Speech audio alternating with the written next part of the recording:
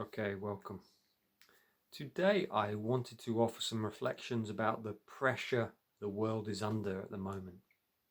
And I want to talk a little bit psychologically of where this might come from. And I want to talk about leadership, but also trauma as well. And I've got quite a few books to draw upon here today. So enjoy. So at the moment, the world is under a lot of pressure, and I will towards the end just offer some reflections of what we can do. Seems that during COVID lockdowns 2020, certainly in the UK, things became very relaxed on one level. First month or so, 6 weeks in this country, because we couldn't really do very much. I spent a lot of time in the garden. I spoke to friends who are pediatricians. They were like, it felt really lovely not having to run around everywhere all the time. And I'm just noticing at the moment that there seems to be such a pressure, hearing that from my clients, from friends, so much to do, so many places to go to. And then we have the extra added pressure of the conflicts which are happening in the world, and that the prices of everything are going up. This is usually a pressure situation anyhow. Christmas, there's more expenses with presents. There's a real sense of pressure that I'm noticing in my life and those around me. So I wanted to talk a little bit psychologically today, where this might potentially come from. So drawing on the work of Peter Levine and also Nick Duffell. So Nick Duffell talks about in his work, in a few of his books, the first idea really is this idea in his book Trauma, Abandonment, Privilege, is about timetabling. So one of the things we learnt at boarding school was timetabling. And this came, he talks about this in his book, page 62, the history a little bit, came in the 1860s, where the children were going a bit wild. So they started to really give them lots of activities. There was no free moment. And there was a few psychological reasons for that. One is if they were busy, then he uses the word beastliness, this sexual, wanting to be sexual, so that would suppress it by being busy.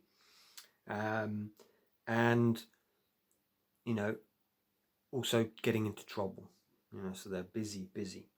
So he talks about this, the tyranny of the timetable, the propensity to overwork, to always be in doing mode, is one that affects countless adult ex-boarders and can turn up as a presented problem or a symptom of the ex-boarder. Now, why I feel this is important and links in to the UK certainly, and to other countries as well, is that we have the leaders, and as I've said before, so many of the world leaders, and certainly so many of the UK's leaders in so many fields, from Richard Branson to the head of Channel 4, head of BBC, chairman, they've all been to boarding school. So this is the work ethos that they've been brought up in, is this propensity to overwork. And therefore the expectation, and I'll lead into that a little bit, Nick Duffell's work, is that because there's that propensity to overwork as ex-boarders, we expect everyone else has to overwork as well. In the summer, I went to Greece on holiday, and I noticed while we were queuing up to get the plane back to the UK, is off to the right, by the tarmac, there was a group of 5-10 Greek workers just sat chatting. And I just thought, I've never seen that in the UK. And I've often gone to other countries where people are sat. You go to Croatia. I remember being there 8 years ago. And people were just sat chatting, relaxing, having fun. They work hard, but they also rest hard. And I thought, that's something we rarely see in the UK. And I'm wondering, again, this is just a thought, I wonder, does this have anything to do with the fact that our leaders have grown up in these institutions where you learn to overwork, you learn to the tyranny of the timetable, to always be in doing mode. And, my feeling is yes, that is. So, so that's the first section there of the timetabling. And then kind of looking at Peter Levine's work of the timetabling. So you've learnt to timetable at boarding school. And then what Peter Levine says is that the impact of trauma may not be fully conscious, but it is certainly fully active. In an insidious way, trauma contributes to the motives and drives of our behavior. What this means is that the man who was hit as a child will feel compelled to hit as an adult. The energy behind his need to strike out is none other than the energy contained in his traumatic symptoms.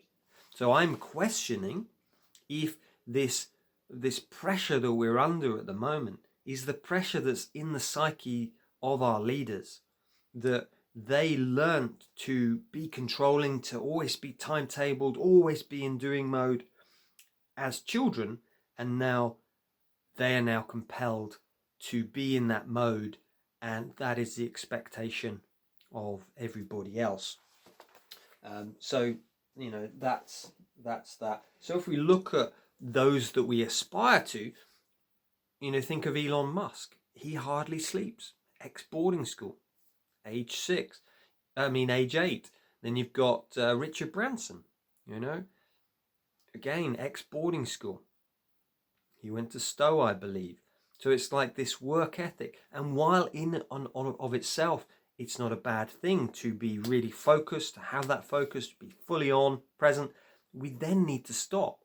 And what Nick talks about is that we can't really stop. And I see that with my clients and with myself is one of the things that I had to learn in the monastery. I had a breakdown mentally, physically, chronic fatigue, couldn't get out of bed. So I had to stop. I wanted just to be doing all the time. I had to learn to sit. And yet there was this steamroller which just was trying to drive me forward. Keep doing, keep moving. And actually I just had to learn to stop. It took some time. So one of the things you can do is meditation, a daily practice, exercise. When you're really, really busy, the practice, and I talk about this is a key part of the work I do with others, is movement. Get out, move, So I have regular times in my day. I've been out for a walk just before I started recording this.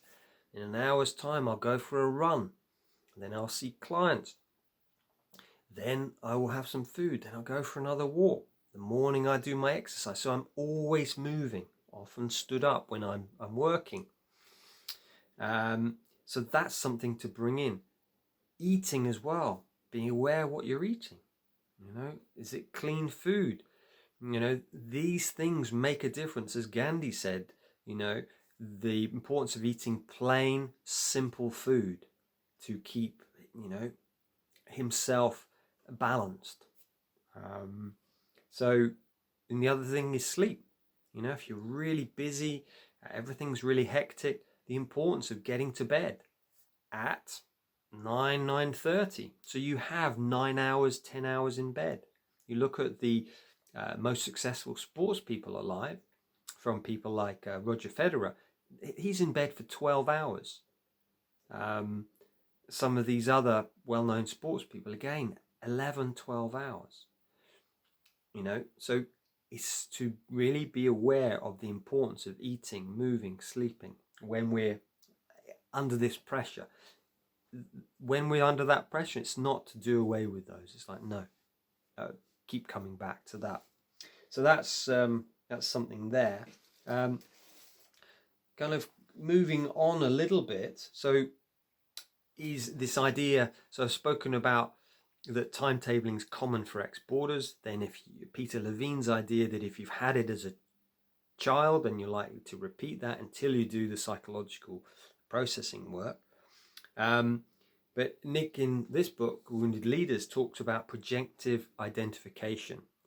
So this idea that you're dissociating, and you dissociate, he talks about these 3 levels of dissociation. The first one is within yourself, the other is you project it onto others, and the third level, projective identification, is that party, so maybe it's a wife, you have dissociated from your emotions, you put them as the weak one. They become feeling like they're weak, or they're put upon. And what Nick talks about in his book, page 88, 89 in this, he says, how might this affect the other end of society? Could it be that the British working class as an entire group have been suffering projective identification from the upper classes? Have they been standing in from the stupid, messy, incompetent children the latter wish to distance themselves from in their own collective psyche? Could this explain some of the unhappiness, the lack of self-respect, the grimness that sometimes marks the British working class as distinct from their counterpart in Europe? So really seeing that perhaps what's happened is, because of this timetable, it's been projected onto the rest of the Britain. That's why we're feeling that pressure. It's their dissociation. They've dissociated. They're projecting onto others that need to be doing, to be busy. This feeling they can't acknowledge, this anxiety that I often come across when working with people. So yeah, that's that. So yeah, it's interesting how it keeps going. And then he also talks about this in here. One of the aspects, so this is in healing trauma, is the compulsion to repeat. We keep repeating these behaviors until we, as the rest of Britain, we go, whoa, no, that's your stuff, that's not ours. Actually, it's okay to relax now. It's okay to have downtime, to have our boundaries. And yeah. So what are some of the ways we can deal with? So I've spoken about a few, really taking care of sleep, hygiene, taking care of eating, moving, meditation as well, friendship. When we're under that pressure, it's, to reach out. Kind of the last few years, our communities are even more separated. We don't ask for help. We try and sort everything out ourselves. So especially as ex-boarders, we try and do that. And actually, we need to be community minded. We need to be supporting each other. So maybe you can see someone who's struggling under that pressure. Right, I'll support you. And that lifts both of you. So yeah, just some reflection. Really been feeling that myself.